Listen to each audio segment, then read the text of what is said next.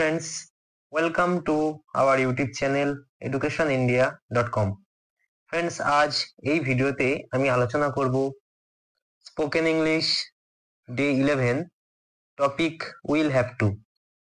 তো ভিডিওটি বিস্তারিত আলোচনা করার পূর্বে আমি অনুরোধ করব তোমরা যদি আমার ইউটিউব চ্যানেল আজকে নতুন হয়ে থাকো অথবা আমার চ্যানেলটিকে এখনো সাবস্ক্রাইব না করে থাকো তাহলে অবশ্যই সাবস্ক্রাইব করে নাও এবং পাশে থাকা বেল আইকনটি অন করে রাখো, তাহলে আমি যখনই ভিডিও আপলোড করব সবার প্রথমে তোমাদের কাছে পৌঁছে যাবে।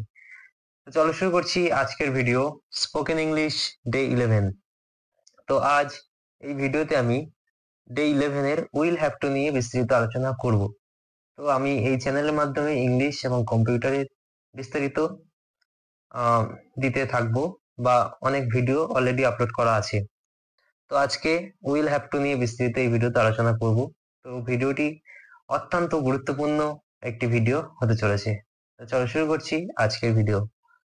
তো প্রথমেই জেনে নিই হচ্ছে টপিক উইল হ্যাভ টু। তো এটি জানার আগে আমাদের প্রথমে জানতে হবে যে স্পোকেন ইংলিশ এবং ইংলিশ ল্যাঙ্গুয়েজ এই দুটি ভাষা কিন্তু একটি হচ্ছে ল্যাঙ্গুয়েজ আর একটি হচ্ছে বিষয়। তো বিষয় আলাদা এবং স্পোকেন ইংলিশ ল্যাঙ্গুয়েজ সম্পূর্ণ আলাদা। স্পোকেন ইংলিশ ল্যাঙ্গুয়েজের ক্ষেত্রে আমাদের কিছু গুরুত্বপূর্ণ ওয়ার্ড বা কিছু গুরুত্বপূর্ণ বিষয় আমাদের আলাদাভাবে শিখতে হয় এবং ল্যাঙ্গুয়েজ সেটি সম্পূর্ণ আলাদা। সেটি কিন্তু সাবজেক্টের ইংলিশ সাবজেক্টের বা ইংলিশ সাবজেক্টের কিছু জিনিস ল্যাঙ্গুয়েজের মধ্যে আছে, যেমন গ্রামার বা এই ধরনের যে বাক্য বা এই ধরনের যে আমরা বিষয়গুলো শিখছি এগুলো কিন্তু নর্মাল সাবজেক্টে আছে। তো এগুলো মেনলি স্পোকেন ইংলিশের জন্য, ইংলিশে কথা বলার জন্য শিখতে হয়। তো আজ উইল হ্যাভ টু নিয়ে বিস্তারিত আলোচনা করব।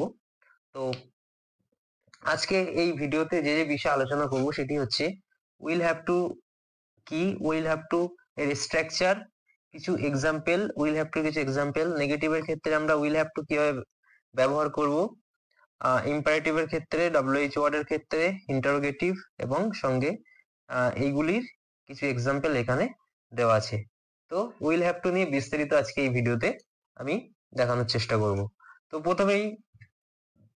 প্রথমেই আমি দেখিয়ে দিচ্ছি যে টপিক হচ্ছে কি, আজকের টপিক হচ্ছে উইল হ্যাভ টু। তো উইল হ্যাভ টুর মানে হচ্ছে অবশ্যই করতে হবে। অবশ্যই করতে হবে কোনো কাজ আমাদের যদি অবশ্যই করতে হয় তো সেই ক্ষেত্রে বা সেই বাক্যে আমরা উইল হ্যাভ টু ব্যবহার করতে পারি। তো আমাকে অবশ্যই যেতে হবে, আমাকে অবশ্যই আসতে হবে, বা আমাকে অবশ্যই বিষয়টি নিয়ে লিখতে হবে, বা আমাকে অবশ্যই কাজটি করতে হবে। তো আমরা যে বাক্যের ক্ষেত্রে অবশ্যই করতে হবে আমরা বলি, সেক্ষেত্রে কিন্তু আমরা উইল হ্যাভ টু ব্যবহার করতে পারি। তো কোনো কাজ আমাকে সকালে অবশ্যই উঠতে হবে, আমাকে রাতে অবশ্যই কাজটি সম্পূর্ণ করতে হবে, আমাকে রাতে অবশ্যই প্রজেক্টটি সম্পূর্ণ করতে হবে। তো যখনই আমরা অবশ্যই করতে হবে বলবো তো সেক্ষেত্রে অবশ্যই আমরা উইল হ্যাভ টু ব্যবহার করব। তো এক্ষেত্রে কিন্তু আরেকটি বিষয়, যেমন শুড, শুড যদি আমরা কোথাও ব্যবহার করি তো সেক্ষেত্রে আমরা উচিত, শুড কথার অর্থ হচ্ছে উচিত। কোনো কাজ যদি আমাদের করা উচিত বলা হয়, যে কাজটি করা উচিত ছিল, তো সেক্ষেত্রে আমরা শুড ব্যবহার করতে পারি। কিন্তু এখানে অবশ্যই করতে হবে মানে কাজটি আমাকে করতেই হবে, একদম পার্মানেন্টলি কাজটি করতে হবে, তো সেক্ষেত্রে আমরা উইল হ্যাভ টু ব্যবহার করতে পারি। তো এর স্ট্রাকচার কি আছে? স্ট্রাকচার আছে subject plus will have to plus ভার্বের first form plus object. Subject plus will have to plus ভার্বের ফার্স্ট ফর্ম। একটি ভার্বের তিনটি ফর্ম হয়, ভার্বের first form, second form, third form.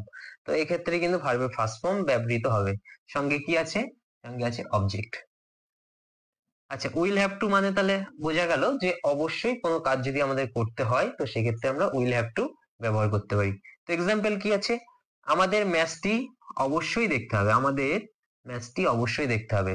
তো we will have two C the match, we will have two C the match মানে আমাদের ম্যাচটি অবশ্যই দেখতে হবে। তো এখানে কিন্তু অবশ্যই যেহেতু, তো সেক্ষেত্রে আমরা উইল হ্যাভ টু এখানে ব্যবহার করছি। তাহলে উইটা হচ্ছে সাবজেক্ট, উইল হ্যাভ টু সঙ্গে হচ্ছে সিটা হচ্ছে ভার্বের ফার্স্ট ফর্ম এবং দ্য ম্যাচ হচ্ছে এখানে অবজেক্ট। নেক্সট, আমাকে অবশ্যই সকালে উঠতে হবে। I will have to wake up in the morning. তো I subject, will have to supporting word, সঙ্গে ওয়েক আপ মানে ভার্ব, সঙ্গে ইন দ্য মর্নিং অর্থাৎ অবজেক্ট। তো তো এইভাবে কিন্তু আমরা উইল হ্যাভ টু দিয়ে প্রচুর বাক্য তৈরি করতে পারি। এবং ইংলিশে কথা বলার ক্ষেত্রে কিন্তু আমরা কোনো কাজ যদি অবশ্যই করতে হয় সেক্ষেত্রে আমরা উইল হ্যাভ টু ব্যবহার করব। নেক্সট হচ্ছে নেগেটিভ। নেগেটিভের ক্ষেত্রে subject plus will not have to plus ভার্বের ফার্স্ট ফর্ম প্লাস অবজেক্ট।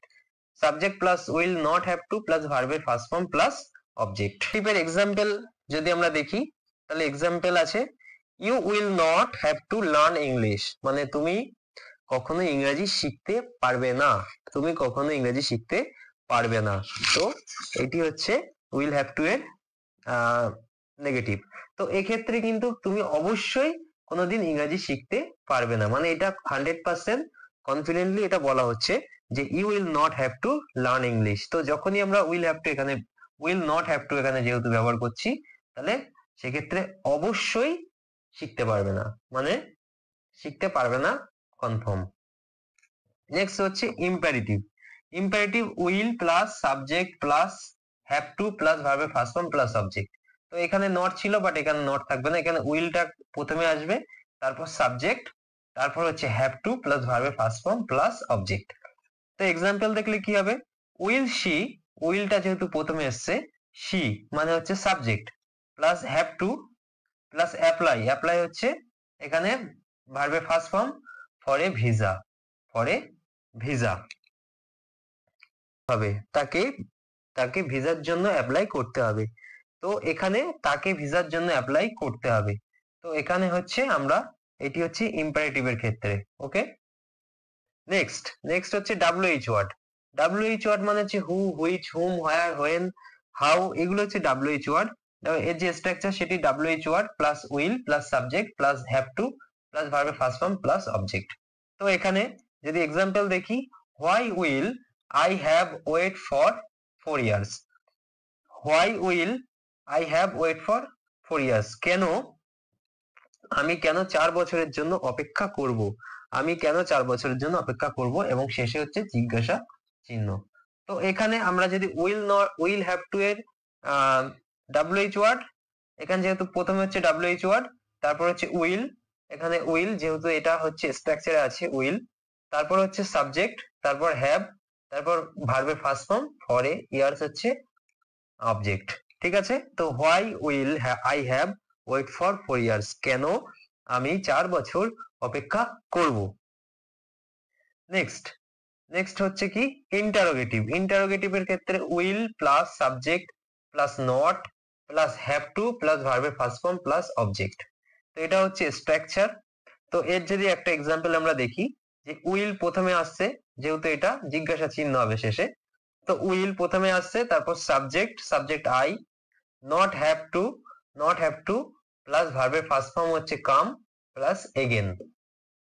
তো এটি ইন্টারোগেটিভের ক্ষেত্রে কি, যে will I not have to come again, আচ্ছা আমাকে কি আসতে হবে না, আমাকে কি আর আসতে হবে না, will I not have to come again, আমাকে কি আর আসতে হবে না। তো এখানে হচ্ছে জিজ্ঞাসা চিহ্ন। তো ইন্টারোগেটিভের ক্ষেত্রে আমরা উইল হ্যাভ টু ঠিক এইভাবে এই স্ট্রাকচারে আমরা যে কোনো বাক্যের ক্ষেত্রে ব্যবহার করতে পারি। এরপর হচ্ছে I will have two. I will have two দিয়ে যে কোনো বাক্য আমরা শেষে বসাতে পারি, যে কোনো ওয়ার্ড আমরা শেষে বসাতে পারি। যেমন I will have to learn English, I will have to go there, I will have to come here. তো আমরা আই উইল হ্যাভ টু দিয়ে প্রচুর কিন্তু ওয়ার্ড তৈরি করতে পারি, যে আমাকে অবশ্যই যাওয়া উচিত ছিল, বা আমাকে অবশ্যই করতে হবে, আমাকে অবশ্যই করতে হবে। I will have to submit this project. তো আমরা এইভাবে কিন্তু আই উইল হ্যাভ টু দিয়ে প্রচুর বাক্য তৈরি করতে পারি, এবং সেগুলো আমরা ইংলিশে প্র্যাকটিস করতে পারি। স্পোকেন ইংলিশে কিন্তু আমাদের এই সমস্ত বিষয় খুব সহজে ভালোভাবে স্বচ্ছভাবে আমাদের শিখে রাখতে হবে বা জানতে হবে। স্পোকেন ইংলিশ করতে হলে আমাদের এই বিষয়গুলো কিন্তু প্রত্যেকের অবশ্যই জানা দরকার। তো ফ্রেন্ডস, এই ছিল আজকের আলোচনার প্রধান বিষয় উইল হ্যাভ টু নিয়ে। আশা করছি তোমাদের এই বিষয়টি তোমরা বুঝতে পেরেছো। আর ভিডিওটি যদি ভালো লেগে থাকে অবশ্যই একটি লাইক করবে, চ্যানেলে নতুন হয়ে থাকলে অবশ্যই চ্যানেলটিকে সাবস্ক্রাইব করবে এবং শেয়ার করতে ভুলবে না। তো দেখতে থাকো আমার চ্যানেলে অন্যান্য ভিডিওগুলি, ততক্ষণে আগের ভিডিওগুলি দেখতে থাকো। ধন্যবাদ।